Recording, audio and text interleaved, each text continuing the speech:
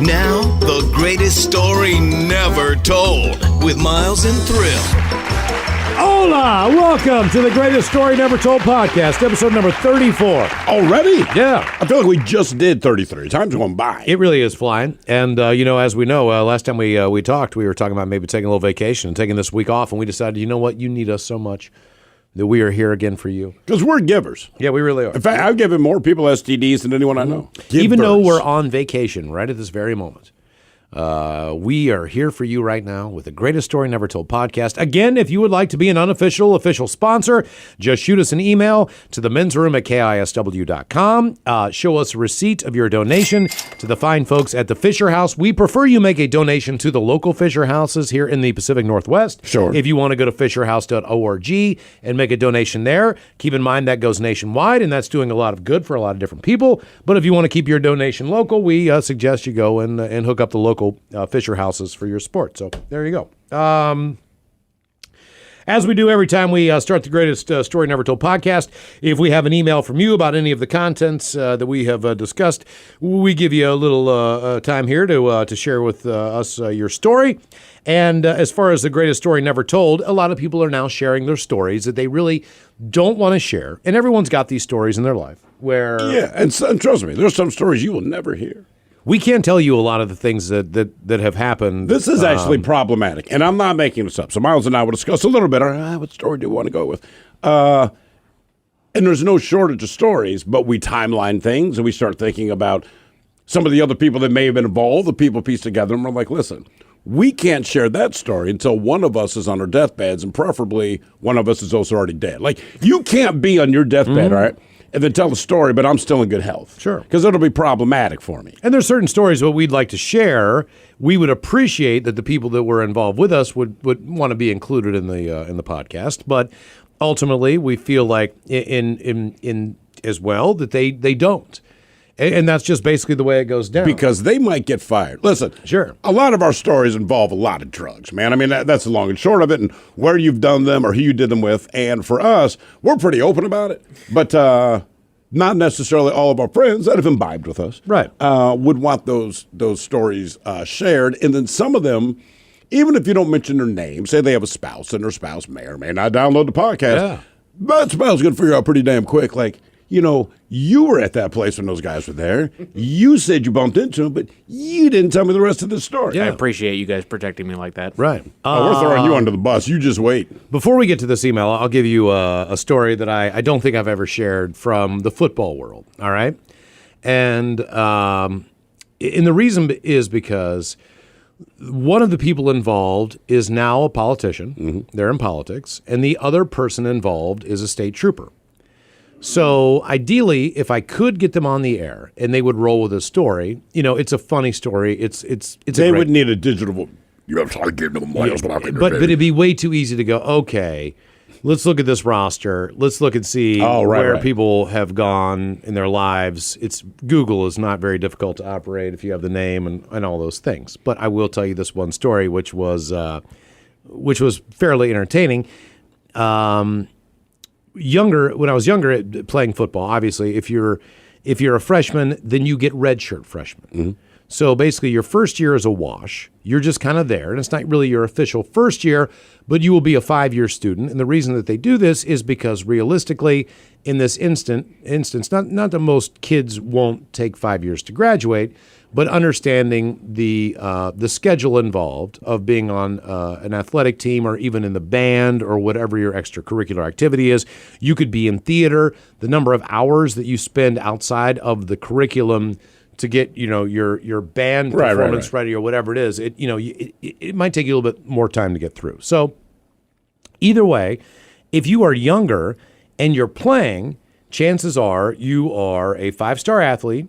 Or chances are you're still putting on weight. You're still working out in the weight room. You're getting bigger. You got to remember that scrawny 18-year-old kid that's a high school senior. Yes, some are built like Gronk, but Gronk didn't look the same from his high school senior year to the time that he graduated college and then to the time he went to the pros.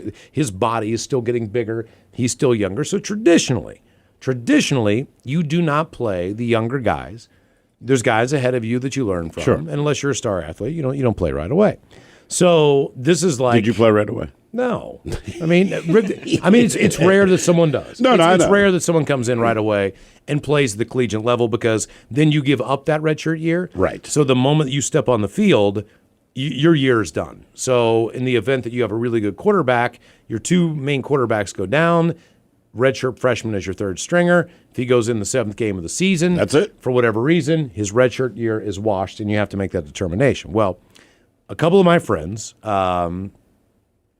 They were pretty good, man. Like they were right on that cusp of being able to play and not being able to play. Well, this is now their official freshman year. So they've already done their red shirt. Mm-hmm. They're freshmen. They've been there a couple of years. They are not exactly quite ready because one guy's a really big dude, but he's still skinny and fast. The other guy is a fullback, linebacker type guy. They're both really big guys. They're all right, they're white and they're slow. That's the truth of it. Because you got one guy that's kind of a defensive tackle. Know, homie. He's jamming up the inside. You've just got this other guy who's a big bruising fullback. All right, so they get stepped up. A couple of injuries happen in a game. We were playing on a Saturday, and then the next week we had a Thursday night football game. So the Thursday night football game was broadcast on ESPN that used to do Thursday night football, and they'd have the Thursday night football game of the week. Well, this jacks the town up like no other. Thursday night football is kind of a new thing in the world of college. Yeah, sure. At that time, yeah. It was Saturday or bust, but now ESPN's doing Thursday night college football. Eventually they would, have a game on every night, whether you're in like whatever conference, the WAC or whatever, they put them on Tuesday night. But back then it was a big deal. You were the only game on. And with college football, you'd have your games of the week. Multiple networks carried them, but nothing like ESPN Thursday night college football because there was no football on. NFL had not started Thursday night games. Right. And this was the NCAA's idea. And we are going to play the Pitt Panthers, which were a good team back then. We were in the Big East Conference. Oh, so it's a huge rivalry. We had our rivalries. It's the backyard brawl. People come down. All these things happen. So anyway, like anything else, it's just a different environment. You're not used to playing night games. Like I'm not. You know what I mean? Like for the most part, unless it was a Friday night high school football game. In college, it was never that way. It was like you have to be at the facilities building at 9 a.m. on Saturday morning. It was like you could not go out on Friday night and party, et cetera, et cetera, et cetera. A bunch of us all obviously normally would go out on Friday night and party, but in this particular week, because it was a national game, a lot of the families came in, a lot of the friends came in, and they were there spending the night. They're going to go to this game. It's sold out, et cetera, et cetera. So my two friends, they had friends come in from out of town. Their families came in. We used to get tickets for our family members and friends. We could distribute those. So every game, I've got 4 tickets. Who wants to come into town? My one buddy has his 4 high school friends come down. Well, they're loaded with drugs. All right. It's a Wednesday night. All right. The game is Thursday. All right. So we go out on Wednesday night and get absolutely hammered. Right. And we're doing drugs that are going to last a while. Sure. All right. I'm like, well, all right, I'll do a little of that. I'm not playing. It doesn't matter. Either way, so we go out that night in warm-ups. It's, again, 5 o'clock, 5:30 in the afternoon on a Thursday. Kickoff's at 7:05, 7:30, whatever it is. The wind dies down at this point where I'm at. Just kind of like a Seattle day where later the day goes on, the wind dies down. Right. I'm booming it. Man, I'm hitting it. The night before that, I just absolutely just got after it. I'm feeling like crap. I'm kicking the ball really well in warm-ups. The ball's traveling. We're jacked up. The ESPN banners are on the rails. You know what I mean? There's their crews there. They've been there all day. They're getting set for this game. Well, my other 2 buddies who were there with their 4 friends, they did not stop partying because their friends were in town. Again, this is the first time their friends have come to see them. Sure. They've got tickets. They're fired up. They are excited. You know what I mean? They're going to go see their best friend from high school. They got tickets now. They've got their gear. It's kind of like going to your first Dragons game where it's all new to you. I come from this other town, but tonight I'm a West Virginia Mountaineer fan. We went to a Dragons game. Our first Dragons game was also our last. Thanks for rubbing it in. Sure. Very true. So, So what was unbeknownst to me was they both passed out at about 8 a.m. in the morning. Now, protocol says you need to be there at about 3:30, 4 o'clock. They didn't post. The reason you need to be there is because you need to get taped up. You need to go through the meetings, pregame meetings, all these different things. Trust me, there's an agenda. Right. There's all these things you have to do. All right.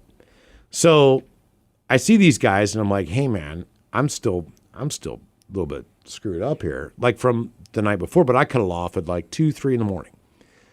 So they're like, no, we're good, man. We're good. We're feeling great. I'm like, you guys are machines. What the hell? Okay. Long story short, we beat Pitt Thursday night game, and we slaughtered them. We absolutely slaughtered them. And so then you have to go in for film. And so film is typically on Sunday. So because you play on Saturday, you go in for film on Sunday. You just kind of reevaluate real quick. And then the main thing about the film room is that, you know what, you're going to see a little bit about what you did wrong, what you did right. But now that's the short end of the meeting. Now we're moving on to Rutgers next week or whatever. So we want to look at their film. Right. So we're going to start this process early. That way, when you get on the field on Monday, you'll have an idea of what offense you're attacking, what defense you're attacking, and we'll have 5 days to prepare for that, blah, blah, blah, blah, blah, right? We all get in this group meeting on Sunday afternoon. And the one thing they did was they would give an award for whatever. So if the quarterback that day threw, I don't know, 4 touchdown passes or whatever, he get like 4 muskets on his helmet. And they bring you up, okay. like you see like the Buckeyes with all the things on their helmet. There is actually a weekly meeting where you get awarded like, dude, you're the offensive player of the week within our team. So, yeah, there is a big, by the way, Big East offensive player. Do yourself a favor with the Buckeyes, because one thing about Ohio State, obviously everyone that plays there is very good because, well, they pay the players, but they do. But there's always like 1 or 2 guys that don't have jack on their helmet. And I'm like, you're lined up next to a guy whose helmet looks like it's been shot because he has so many Buckeyes or whatever. But what do you do that you've got nothing? You had the 2 guys in front of you go down, and now you're that redshirt freshman that's been put in. So whenever you see that helmet that's empty on a college, that guy's getting a shot. For whatever reason, situationally, that guy is finally getting a shot, whether he's been there It's not that he sucks. He could have been a 5-year senior. Now he's getting a shot. Or he could be whatever. Okay, so they go through the game film when they award this stuff. And you watch the plays and you go, oh my God, like that was like the offensive tackles had smash blocks, all these things where you lay someone out. They have the stick of the week where you take someone's head off illegally, basically, and you get. But you're still rewarded, But you're still rewarded for all this stuff. And then in my world, being a punter, the one thing they had was the special teams player of the week. Okay, so for the first time, what they meant by special, right? Yes, yes. Otama. But so special force. But anyway, okay, so God, we can't do that bit now. I know. It was so good though. It was so funny. It was so great. It was so funny. We could do it now, but we still get fired. No, and we mean no offense, but damn, that was funny. I'll just leave it at that. Anyway. Yeah, there's so much stuff we can't do anymore. So okay, Special so forces. now they're going to put up the special teams player of the week. And for the first time that I'd ever heard of in the meetings, they were going to do a special teams player of the week. Huh. Well, the only way that my 2 friends apparently woke up at about 9 or 10 was the fact they chose to dose again. So that helped, to man. try to feel normal again. And the stuff that I was on the night before was pretty serious, strong stuff. Like anything, you lay in bed, you go, why did I do this at 3:30? This is a dumb idea. This is lasting longer than I thought. Then. It was fine when you did it. Right. And the acid was clean and it was pure. My back didn't hurt. I'm booming the ball. And I realize I'm still kind of tripping, right? You know, a little bit. That's why you did well, man. I'm still tripping. That's why I'm like the ball's booming. I'm hit, like everything is just methodical and amazing. So they honor these 2 guys. All right. On special teams player of the week. They had systematically what they would call 4 kills. Okay? You can judge that any way you want, whatever. It's called kills. So you have 4 kills on special teams, and these 2 guys got special teams player of the week. And I'm looking at the video, and I'm looking at the film, and you got to keep in mind, this is like VHS stuff, right? So they like try to scroll stuff back and everything. And it's my 2 buddies who had his friends in town. Now, these guys had never done crap. I mean, they're still waiting in the You mean wings. drug-wise or No, on the field? on the field. Okay, all right. They're great players. They have potential to be somebody, but they had never really done anything other than you get down and make a tackle, whatever. All right, so coach goes, and hey, and he said for last, his name, Coach Nealon, Don Nealon. He goes, and I just want to say that I've never seen our special teams so fired up like they were this week against Pitt. And for the first time ever, not only am I going to give a Special Teams Player of the Week award away, but I'm going to make a double Special Teams Player of the Week award because these two guys did exactly what was. And we watched this film, and I like biting my tongue to say their names. Right. And the first kickoff of the game, my two buddies who are on acid shoot off like a rocket. My one friend is 6'4" and weighs 275 pounds. Jesus. My other buddy is 6'1" and weighs 275 pounds too. One is a big fat fullback. One is a big fat defensive end / defensive tackle. You see wide receivers on the corners who run 4.2s, 4.3s, who are young. They're not receivers yet as far as being able to play. These guys are speedsters. My two buddies, it looked like they had been shot out of a cannon. So you watch this video. They took this motherfucker's head off, all right? They took this motherfucker's head off. And everyone is like, oh my God. Like, you know how people like cover their face? Yeah. Like in the room, like, oh my God. So that was one. That was one reel. Then he goes to the next reel. And I mean, you have never seen anything like this. And we knew that they were on acid. Yeah.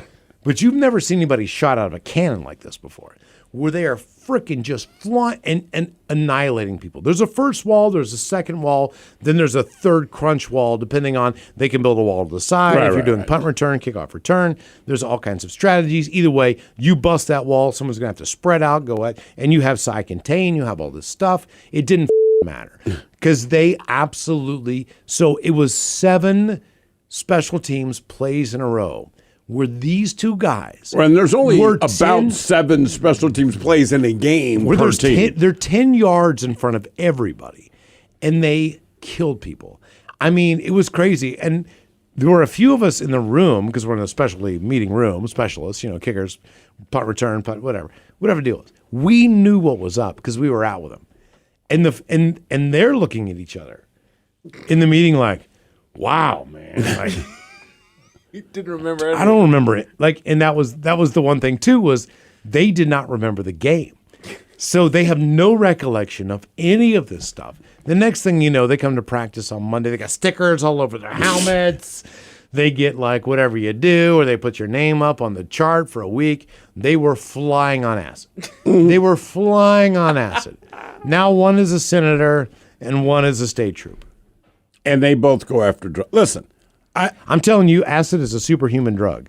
These people, they're not fleet-footed. They're not agile. They were headhunters that day. I mean, when you're on drugs, I've been a fan of drugs for a long time, all right? And obviously you could do them recreationally, but I would say anytime that I've needed to focus because I'm like, oh, crap, I'm up against it. Keep in mind, I went to college for 1 year.